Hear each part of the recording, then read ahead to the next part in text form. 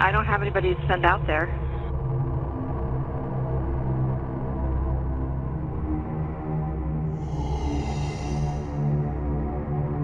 Can you ask him to go away? The only thing I can do is give you some advice. Call the sheriff's office tomorrow. The sheriff's office doesn't work up there. I don't have anybody to send.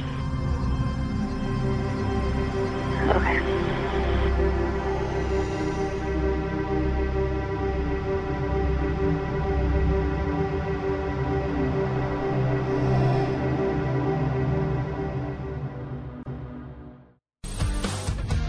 Well, a growing controversy over budgets and public safety after an Oregon woman's call to 911 goes unanswered, basically.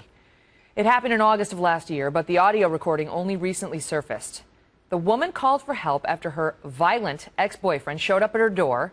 She was transferred to the state police because her local sheriff's department isn't staffed full-time and didn't get much help from them either.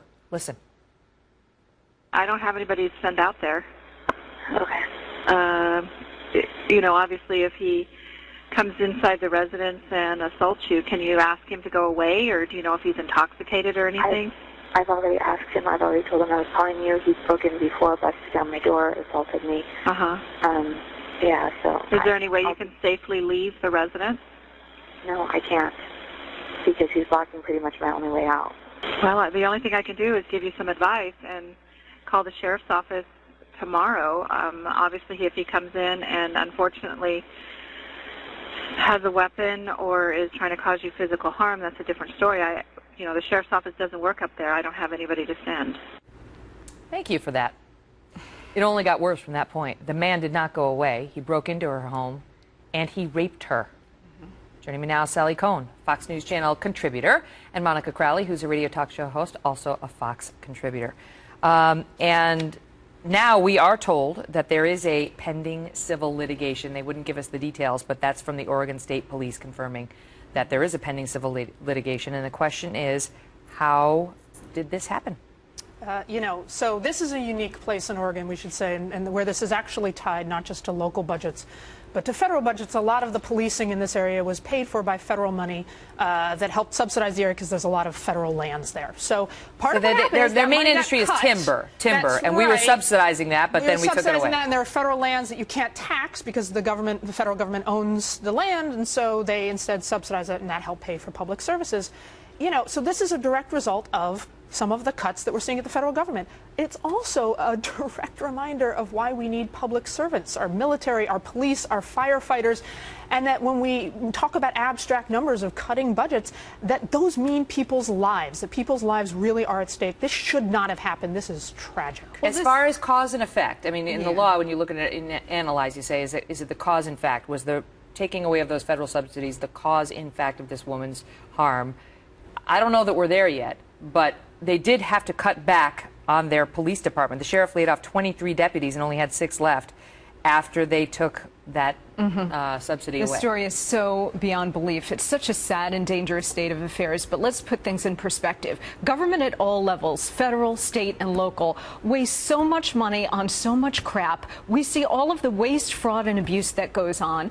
We don't see any budget cutting unless it's a very prominent thing like this. So when they waste so much money and they've got these exorbitant pension costs, thanks to government unions, that money goes to places that perhaps it shouldn't go, and you get cuts that shouldn't happen. So you get the denial of things that government actually should be doing, like police protection. I mean, that is a basic function of government. The fact that they can't even do that is outrageous. It's about prioritizing, Megyn. But now some are saying money coming in. Some are saying that this is actually about personal responsibility and how you shouldn't be dependent on the government for anything, because you can't depend on the feds to subsidize your town and make sure it stays afloat. That's not really the business of the federal government.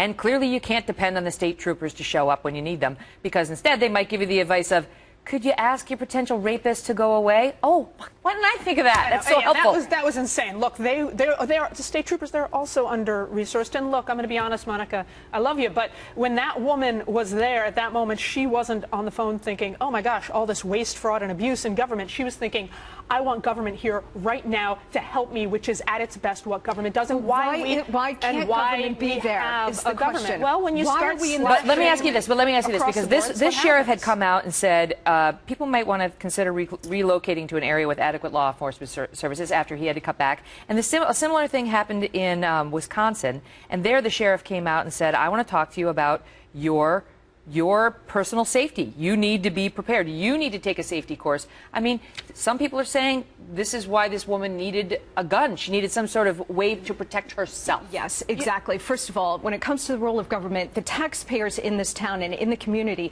they put this to a referendum. Will you go for a tax hike in order to cover these costs and get more police protection in? Those residents said no. They said, we're taxed enough already. Government, you go and prioritize how you're spending money so you can actually do what you're supposed to do as a government.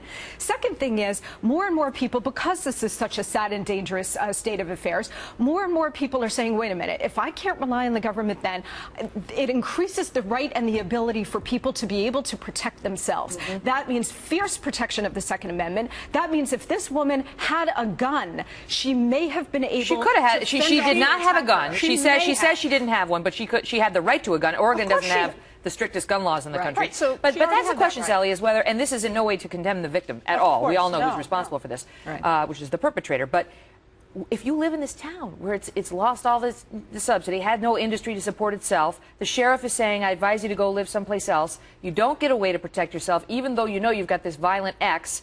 I mean, can you really then turn around and sue the police for not being there? You know, it's a fair question, and look, we should note that she does have a right to have a gun. She could, in Oregon, have a gun.